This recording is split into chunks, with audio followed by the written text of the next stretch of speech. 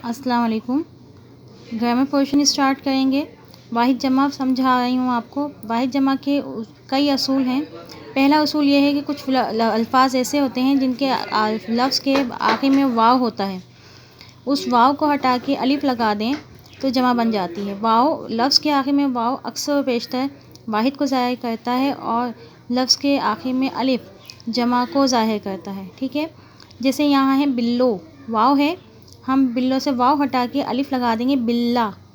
ठीक है, बिल्लो मीन्स बिल्ला, जमा बिल्ला यानी कि बिल्ले बहुत सारे। भोलोरो वाव है, बंदर, भोलोरा अलिफ लगा दिया बंदर, बहुत सारे बंदर। मेलो मेला, हिस्सो हिस्सा, डाणो यानी कि दाना, वाव है, डाणा अलिफ लगा दिया दाने। वदो वाव है, अलिफ लगा दिया वड्डा, बड़ा बड़े।